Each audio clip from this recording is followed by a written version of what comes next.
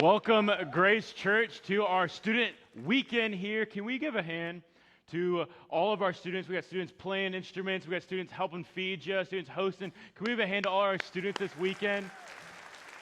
I'd also like to welcome our Alamance campus and everyone online. Give a hand for them as well. Guys, I'm so excited. You guys are you're able to see, I personally think, a little biased, but that we have the best students here in this building in the entire state. Like the leadership we have, they're going to be great leaders, presidents, like boss. It's so awesome, but they already are great leaders. They're already great students. It's awesome, and I love it. And I just want to thank you guys. Before I say anything else, I want to thank you for allowing me to help lead your students, your kids, alongside with my wife Alyssa and our dream team leaders with the students. Can we have a hand to all our leaders who show up every week, pour into the students? Guys, the leaders, I sometimes feel like I'm a rookie or backup quarterback on the all-star team because they're the best. They have fun with the students. They are just always goofy, but they also lead them well towards the Lord. And we all just have a great time. I wish you guys could experience what it feels like to be in a room with students just all out for Jesus. And that's why Camp EXP is one of my favorite weeks of the entire summer, entire year. It's just awesome. And what we're doing this weekend is we're raising money to help send a student to camp.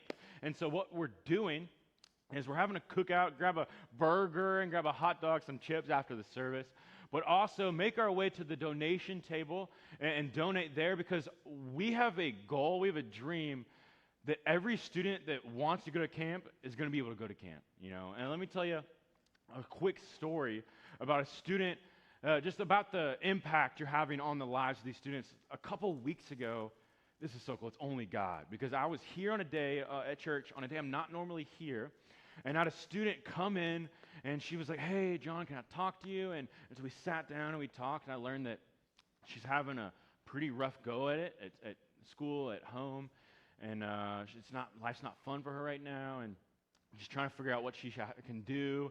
And her friends have been talking about God with her a little bit, sharing about it a little bit. She was going to some stuff, and she's really interested on what to do next. And she was told to go to Camp EXP, and she's really wanting to go.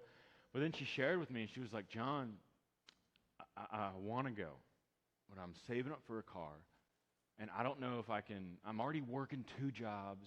I don't know if I can make buying a car and going to camp work. It's going to be really hard." And so I got to talking with her. I could tell she was super bright, and she was serious. She wanted to know more. So I asked her, I was like, "Do you have a Bible?" And she's like, "No, I don't have a Bible." I said, "I fixed that. I'll get my Bible." I got my Bible in my office, gave it to her. We went through a couple of verses, and I asked her, "Have you ever accepted God in your life?" And she's like, "No, I haven't." And so I'll tell you, she was reborn, saved for the first time in the foyer that day. And then I looked at her, "Oh yeah, that's awesome." I said, "Don't you dare worry about how you're going to get to camp. We're going to get you to camp." And I'm so fired up to be at a church, to work at a place that prioritizes things like that. And that's what we're doing today. And so if it is on your heart to donate, just stop by our donation table, scan this QR code, and it is $500 to send a student to camp. But if you have $1, you got 20, you got 40, it's spare change. Anything will help. It all makes a difference. And like you said, you get a cool t-shirt if you get $20 or more. It's so cool, okay? And so make sure to do that, and let's just send every student that wants to go to camp. The camp lives are changed. God is just able to meet them in a mighty way. They're able to get on fire for Jesus. It's so cool. I wish you guys could go. It's awesome. It's awesome. Okay, now that being said, a little bit about who I am. So I am from Williamsburg, Virginia, which if you have not been, let me just say it now, I'm coining it the retirement capital of the world, okay? It is crazy. I mean, how many pancake houses do you need? It is ridiculous.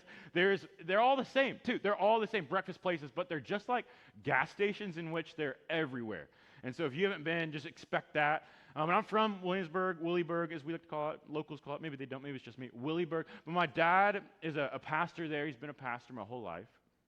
And my mom's a dietitian there at a hospital.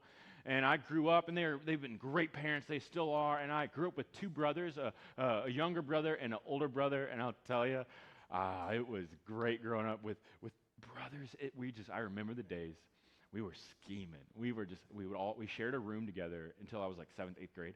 and we would just scheme. I remember the nights. And one of our favorite things when I was growing up is Pokemon. We would collect the cards, which I now grown up realize, what are the cards for? Whatever. And then we played the game. We watched the movie. We watched the shows. We loved Pokemon. And then one day I find out that my mom, she had banned Pokemon from the house.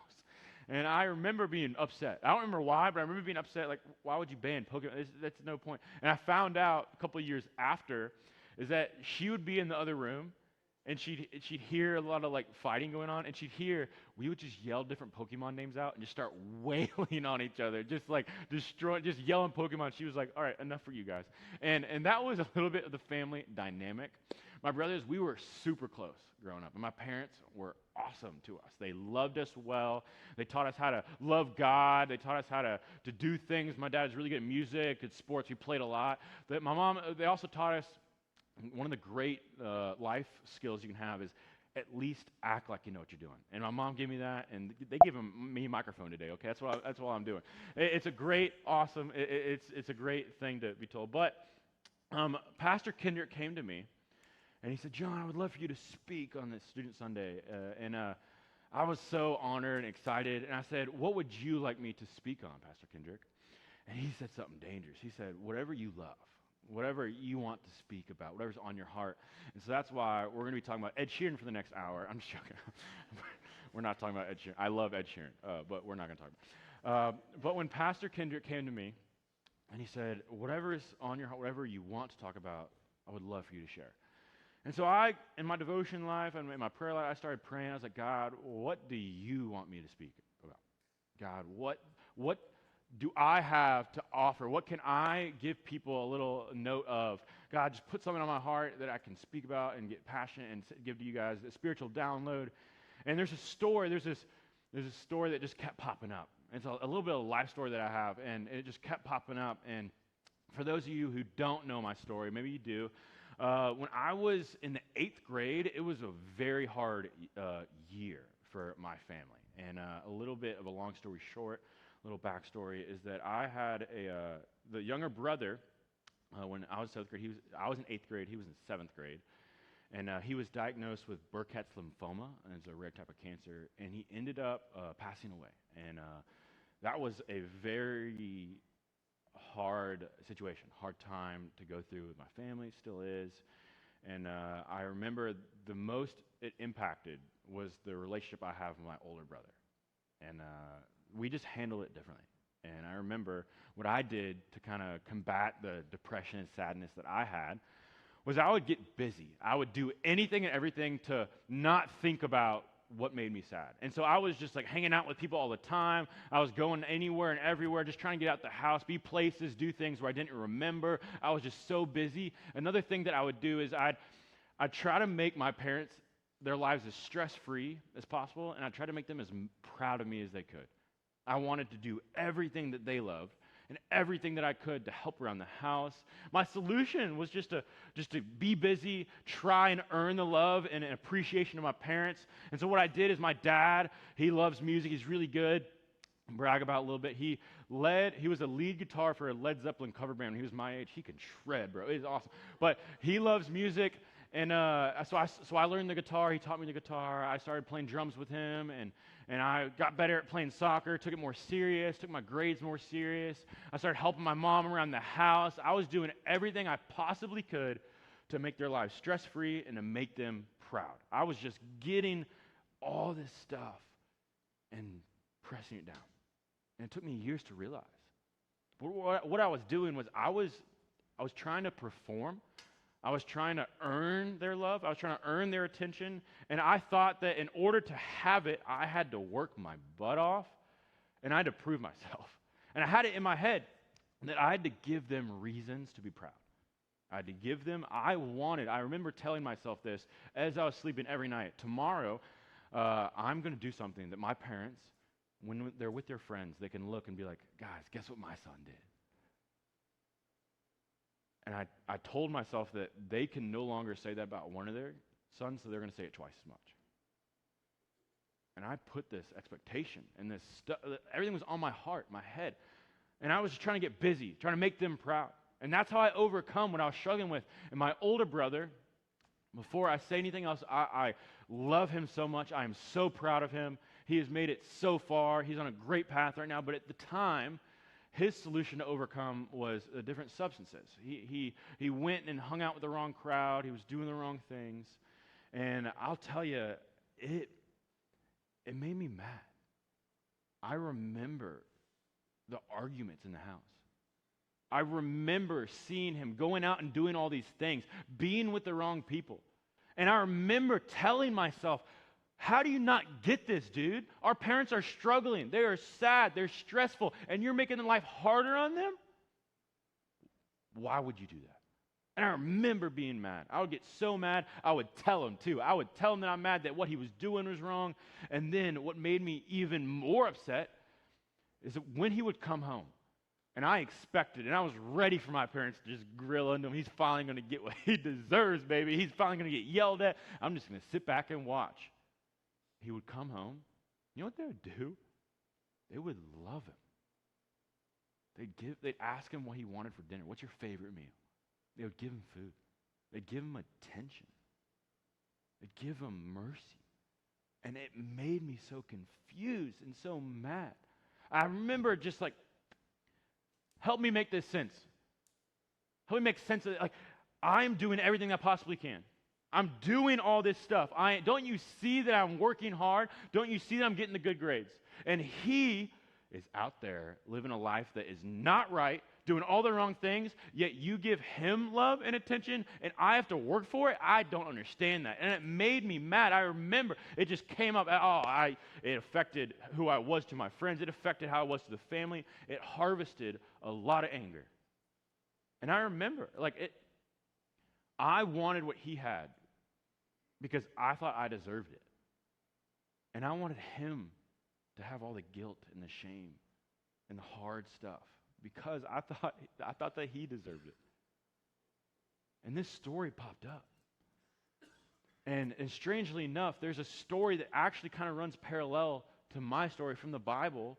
And it's a great story about two brothers. And it's the story of the prodigal son. And so we're going to go through this story, but it's so cool, it's great. The younger son comes back, it's all happy. But I'm telling you right now, this story changed the way that I view God. It also changed the way that I view my brother.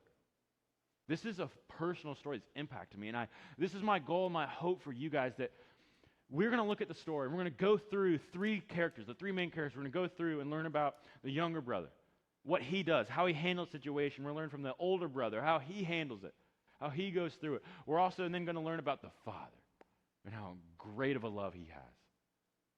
And we're going to go through this. And my goal for you guys is to kind of self-test. I think we all, at some point, right now, in our past and our future, will either be or have been in the shoes of the younger brother and in the shoes of the older brother. And I want us to look and feel, what were they feeling? What were they thinking? And learn from them. And here's the goal today. Super easy, super simple. My goal for us today is to feel and learn and understand the depth of the love of the Father. How deep it is. And so as we read through this story, I want you guys to focus on, who am I? Who would I associate more like? Where do I have my heart and mind on focus on the Father, on other people? And so what we're going to do is we're going to dive deep into this. I want you ask yourself as we go through it, okay? And so what we're going to do, we're going to go in. Enough talk about it, let's do it. And we're going to go in Luke 15. Jesus tells three parables. Little funny story. I got stories and stories. Funny story. When I was in Sunday school real young, whenever we learned about the parables, I thought our teacher was saying pair of bowls. And I thought we was about to eat. And I was ready. But no, we're going to do that after the service. Just hold off. But parables, Jesus told three parables in Luke 15. It is the lost sheep, parable of the lost sheep, the parable of the lost coin, and the parable is what we're learning today is the lost son. And we're not going to read all of them, but it's really cool if you go back because they all kind of mesh together. They all just kind of work together and go on and build on top of each other, and it's so cool. But it all starts in the chapter Luke chapter 15 through 17.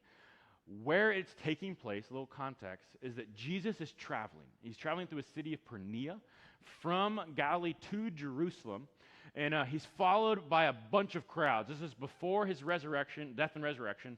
And he was pretty famous. There's a lot of people gathering around, listening to how he's speaking, including the Pharisees. And these Pharisees did not like how Jesus was going about his business, how his ministry. The Pharisees were like, he's hanging out with the sinners, the people that make mistakes, the people that are messed up. It says in a little verse, a little before the scripture in the Bible, it actually says some words. It says the Pharisees were actually like whispering to themselves as they watched and heard Jesus. Like, can you believe what he's doing? Oh, that is wrong. They were just gossiping, building up. And what I love so much things about Jesus, but what I love about Jesus in that time, in those moments, he did not go up to them and get super mad. He did not let it affect how he viewed other people. He did not, I'm just now only going to talk about that and focus on that. No, he did what I like to say. I'm going to use some student lingo. Jesus locked in, baby. He locked in. You know, and there's a meme around.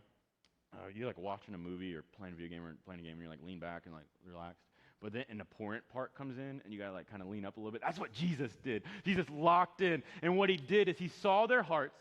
He saw their minds, and he told stories. I personally learned the most from stories, and I think Jesus knows that we associate with stories. And so he just started telling stories. And these parables, the stories that he's told, are what they're designed to do, is they're designed to help us think, help us feel and understand the love of the Father. But also, I was doing some research, and it said that the parables are designed to tease the mind into active thought. They're designed to help us learn a little bit, feel like, how can I go and do this, live this out? And so as we read, I want us to think the same thing. How can I live this out as we learn about it? Okay, y'all with me? Good? Sweet. Okay, 11:30 service, 11:15 is in it. Okay, here we go. So Jesus starts and he says there's a story about a father and two sons. And the younger son comes up to his father. And he does this. He asked, the younger one said to his father, Father, give me my share of this estate. And so he divided his property between them. From the jump, we see that the father's a pretty good father. I mean, basically right now, the youngest son is going up to the dad and saying, give me what is mine. What you owe me, give it to me. He's demanding. He's like, give me this, give me that, give me what's mine. I want it.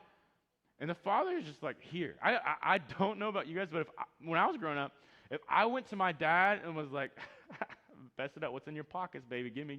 He would have been like, boy, get out of my face, get out of my. He would not have hit me, but it would have not been good. It would not have been good. And so the son is basically asking, saying, hey, give me what is mine, my share of your stuff. He's asking for 1/3 of the father, everything he owned, all the good stuff. And the father's reaction is to give the son what he's asking for. And so the son gets all this money. We're not going to read about this part, but he gets all this money, he gets all the good stuff, and he goes out to the town. He has himself a time focusing on the bad. He goes to the bars, he goes to the bad places, hangs out with the bad people, and he's enjoying life for about 5 minutes. He's using temporary happiness. And he eventually gets to a point where he realizes,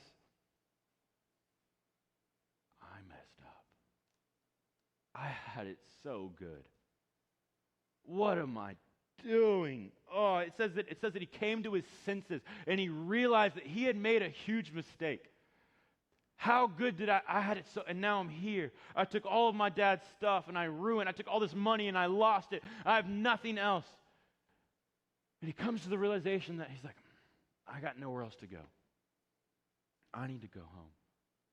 And so it says that the younger brother, when he came to his senses, he said, how many of my father's hired servants have food to spare? And here I am starving to death. I'm hungry. I will set out and go back to my father and say, Father, I have sinned against heaven and against you. So he realizes, I messed up. I made the wrong choice. He took 1/3 of all his father's stuff, all the money, and I lost it on the wrong things. He acknowledges what he did was wrong, and his reaction is to, I gotta go home. Now, if I put myself in the shoes of the younger brother, I don't know if my first instinct would have been to go home. I think my first instinct would have been to, maybe I should run away. Maybe if I hide. Maybe if I get away from this. Maybe if I hide and all of this will disappear. You ever told yourself that? Maybe if you just ignore it, it'll disappear. I think that he was just at a point where like, what I did was wrong. I don't know what else to do. And so he does go home, and he's walking up the driveway, and it says the father sees him from a ways off, and the father runs to him. And it doesn't show or describe facial expressions in the Bible, but I'm willing to bet the father looked absolutely crazy here. He's running full speed, going to the son, and the son probably is thinking, he is so mad. I'm about to get him. Oh, I messed up. He's so mad he has to come running. He's been waiting to just, and he's probably just afraid. And I'm willing to bet a little thought of him thought, I should turn around and just run and hide it. Another story of mine, when I was growing up, this is a great parenting tactic. My parents use it on me. It's great. Alyssa and I will use it when we have kids. You guys should use it. So when I was young, my parents they told me that when you're under 10 years old, parents can know that you're lying. And I was like, how do you know that I'm lying? They said, well, you actually, whenever you tell me a lie, you have a mommy spot that shows up on your forehead, and we can see that you're lying because of the mommy spot that shows up. And that worked perfectly. I'll tell you, we thought, oh, my mommy spot, I can't lie. And so what it turned into is that I actually would walk into it, like my mom didn't know anything happened, and I would just start walking around the house like this. Just walking around, making my way. She'd be like, John, you got something to tell me? No, nothing. My instinct was to hide. My instinct was to go to a place where if I hide it, she won't know. And if I'm putting myself in the shoes of the younger brother, there has to be at some point, he's like, I have to hide it. I've done something so wrong. I've messed up so much. But he doesn't. He goes there, and he's finally face to face with his father. And he says to his father, it says, I have sinned against heaven and against you. I am no longer worthy to be called your son. His heads real low. I don't deserve it, Dad. I'm no longer worthy. But the father responds. It says, quick, bring the best robe and put it on him.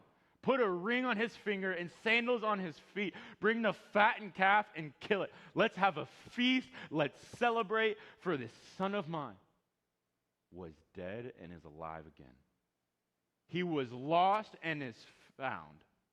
And so what they do, they began to celebrate. And so the son is expecting. He's asking, he's like, I don't even deserve your love. Don't even look at me in the face. He's expecting his father to be like, hey, you messed up. You're getting punished. He expected this bad situation, this guilt and this shame. But what the father did was he showed him unexpected love. The younger brother had gone off. His son had gone off, made a mistake, messed up. Did something where he thought there's nowhere I could be to be loved because what I've done is so wrong. But the father had other plans. He said, hey, my son is alive. He was dead, but he's alive. Let's have a party. Let's celebrate kind of what we're doing today with the burgers and dogs. We're celebrating. Let's have a party. He says, hey, what you did, I forgive you. You have a new life now. You are made alive. He is greeted. The son is greeted with unexpected love. And we can sometimes be in a situation when we're like the younger brother. We might have not have done something as bad, but we all have at some point in our lives been there in a place, man, I shouldn't have done that. I messed up. And we can tell ourselves, no one could love me if they knew the true things that I was doing. I don't deserve this. And we can be told and tell ourselves that we are messed up, we're too wrong, nowhere we can go, and we have this guilt and this shame. But Jesus is saying here that that's not how the Father loves. It's unexpected. My favorite chapter in all the Bible, Romans 8, it says, Who shall separate us from the love of Christ? He's asking a question. Answer, shall trouble or hardship or persecution or famine or nakedness or danger or sword? He keeps on going. A little more. He says that, for I'm convinced that neither life nor death nor angels nor demons, neither the present nor the future, nor any powers, neither height nor depth. Think about what you're struggling with. Nor anything else in all of creation will be able to separate us from the love of God that's in Christ Jesus our Lord. I guarantee you what you're struggling with fits in that category. And what he's saying is that there's nothing you can do to lose the love of the Father. Nowhere you can go, nowhere you can hide. And just like the Father greets his youngest son with love and respect and mercy and forgiveness, that's the same thing God does. Now, while this is all happening, there's a party, people are excited, they're having a great time, there's food, there's a lot of dancing, and people, woohoo, they're having a good time. Everybody's there, baby, everybody's there. Except for one person. The older brother is out in the field. He's working. He's doing his job. What he knows to do, what his father wants him to do. He's not off losing his father's money. He's not off doing the wrong things. He's doing things he's responsible for, and he's resisting sin, and he's focusing on how I can serve my dad best. And he knows that his younger brother took all of his money, took all a 1/3 of his dad's money and spent it all. Messed up. Did something wrong. He has seen the nights when his father is stressed and can't sleep and doesn't talk because of what his younger brother did. And the older brother is mad. He is, I can't believe how he did that. And he hears the music. He hears the laughter. And he starts coming back. And he's like, what is happening? It says the older son was in the field. When he came near the house, he heard music and dancing. How could you not? The whole town turned. Okay. So he heard one of the servants. So he called one of the servants and asked him what was going on. Your brother has come, he replied. And your father has killed the fattened calf because he has him back safe and sound. I'm willing to bet. Now put myself in the shoes of the older brother. I'm willing to bet the older brother heard that his younger brother's finally there. And he thinks, about time. Ooh, Dad's going to give it to him, baby. Finally. I get to watch him get the yelling. Get all the bad. Oh, his dad's going to be so mad. He's been stressed. He's finally going to get what's coming to him. And he's ready. He's like, I'm going to get the popcorn and I'm just going to watch. Wait, what? Y'all are celebrating? There's a party? Why are people celebrating? He's told that instead of his father being mad, the dad is actually celebrating this son. Oh my gosh. And he gets mad and he becomes angry and he refused to go in. So the father went out and pleaded with him. But he answered his father. He said, look, all these years I've been slaving for you and never disobeyed your orders. Yet you never gave me even let alone a fat calf, even a young goat, so I could celebrate with my friends. But when this son of yours, who has squandered your property with prostitutes, comes home, you kill the fattened calf for him? What does he call him? Notice how he doesn't say my brother. He says this son of yours. He has created so much separation, this anger, he's just mad, he's confused, and he is just building this up. You know who deserves the party? It's me. You know who deserves the yelling, the guilt? It's him. I need it. It's me. I've been working for you. This son of yours has done nothing to deserve it. And just like the younger brother misunderstood the love of the father, the older brother has a misunderstanding of the love the father has. See, he didn't realize that the love the father has, it's undeserved. It's undeserved love. Here he was having a pity party, feeling like if anyone is here that deserves a party, it's me. If there's anyone here that deserves the music, it's me. If there's anyone here that deserves the food, the good clothes. It is me. I am innocent. I've done nothing wrong. And you should repay me for what I've been doing with all of it. And you should give the one who messed up all the bad stuff. And I'm going to say, look, he had a reason to be upset. What his brother did was wrong. There are times when someone hurts you. Legitimately, what they did was not okay. They screwed over your life a little bit, your family's life. They did something wrong. And I'm not saying what they did was okay. What I'm saying is that there can be a distance that we create that separates any love coming from us. And we can actually wish harm on the other person. And we can be blinded. And we can get caught up, just like the older brother, with this mindset that we are serving God. We're doing it all the time. We're going to church every week. We're on the dream team every week, serving. We're doing all this stuff.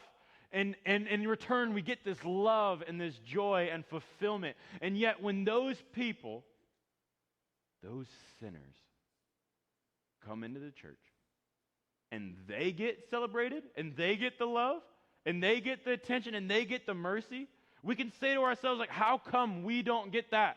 How come we don't get the party? Just like this older brother, how come I don't have the party? You're celebrating, you're having a party? There is no chance. And we forget that we're invited to the party. We have a spot. We have a spot at that table. And we have a misunderstanding of the love of the Father. Because it sounds weird,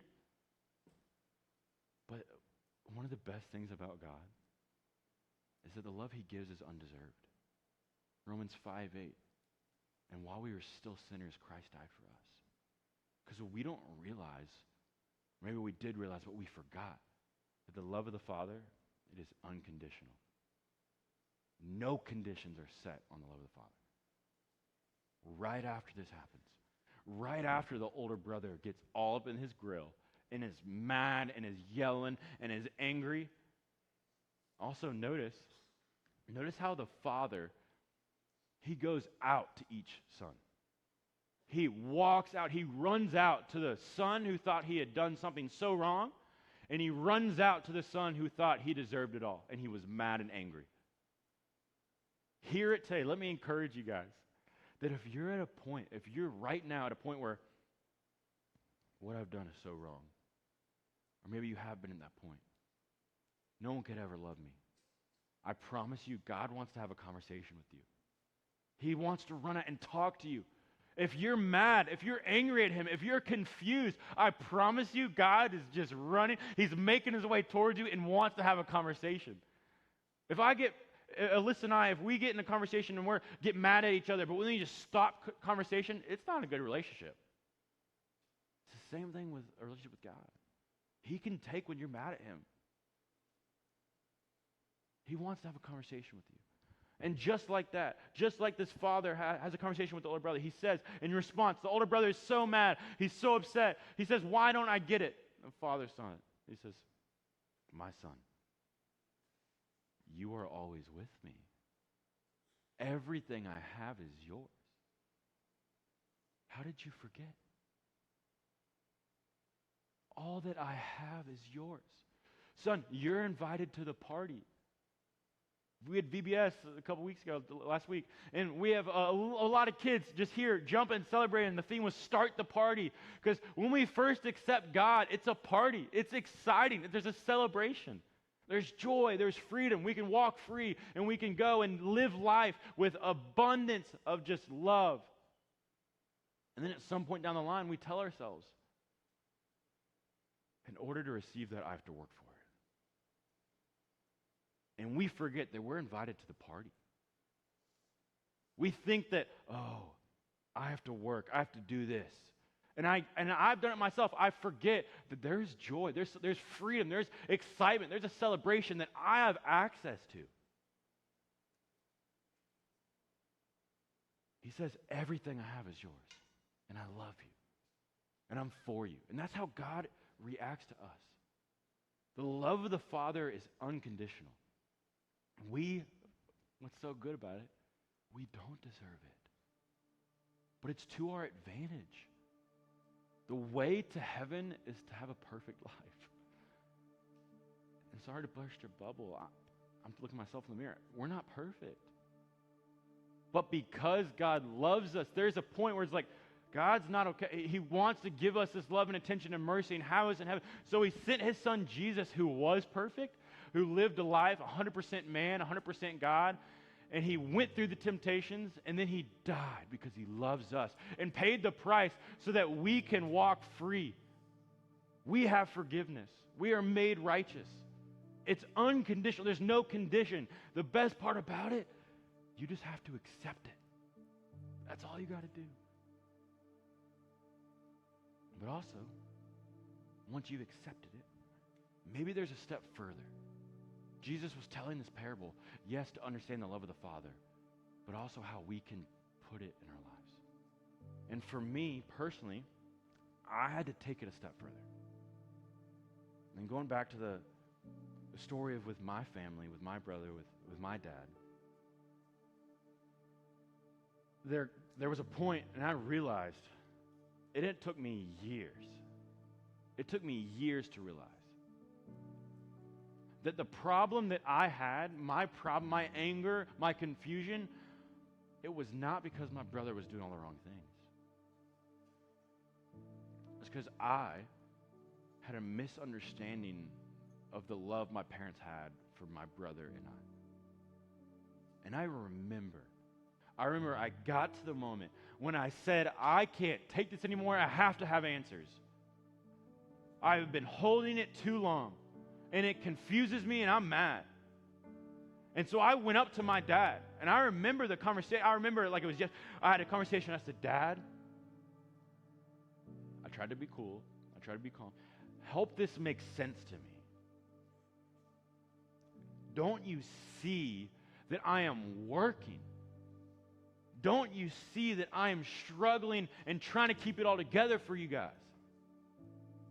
Don't you see that I deserve the love?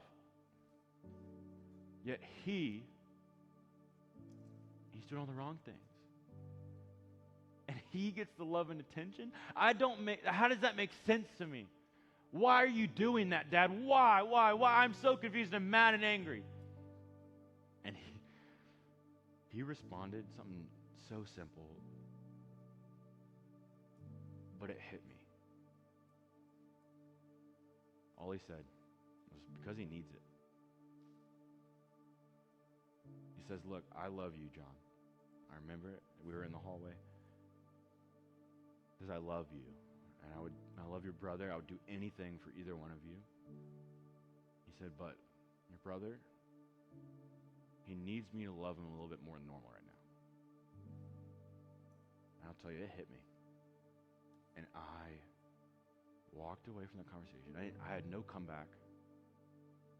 And I just remember crying. Because I sat there and I felt like a terrible brother. I remember it built up all these years where my brother has struggled, and the only person that knows what he's going through is me. Yet I made him feel guilty. I made him feel shameful. I remember the days I was the police. I got my parents' attention to look what he was doing. I got people to look at what he was doing. I told other people, don't hang out with him. He's not. I remember those days, and I feel like, how could I do that? And it sat with me. And it took me a little longer, but I eventually had to go to my brother. And I said to him, I said, Paul, I don't approve of what you're doing. But I just want to let you know I love you. And I'm here for you. And I apologized. I own my part. I haven't been there for you. And I know that you're struggling. I am too. And part of me will always wonder what his life would look like if I had said that sooner. And so learn from me, you guys. I want to challenge you guys. Two things. Maybe you've never fully loved and accepted. And hey, this is a free gift that's unconditional. Maybe you've never accepted and you feel like what you're doing, what you have done is so wrong, so messed up. No one could ever love you. And I just want to tell you, come home. Don't hide. Don't run away. God is ready to give you love and attention and mercy. Just come home. Or maybe you associate more with the older brother. And you have been in a time, in a season where you're just working for all this love and attention. And you're trying to get others. And you think you're doing the right thing by getting them to feel guilty and shameful and getting them to work harder. I challenge you to take the step. Call them. Don't even go home, like in the car, text them, send that text, have that conversation. Say, hey, I love you. And I'm sorry I have not been there for you. And I promise you, love is one of the most powerful things in the universe. And Jesus, I really believe that he was telling us to understand the love of the Father, but show how we can love others. Let me pray for you guys today. God, I go to you right now. We go to you right now. And I just want to say thank you. You have a love for us that is unconditional, that is perfect. And in the middle of our sins and mistakes and our failures, God, you come running out to us. And you pick us up. And you hug us and you love us. God, I pray that we feel that today. And God, I pray over the hearts in this room, at Alamance online. I pray over the hearts. Help us give that same love to others. God, put something on our heart. God, I pray right now, you put a name on our hearts right now. That we've been treating that person with the wrong kind of love. We thought it was love, but it's not.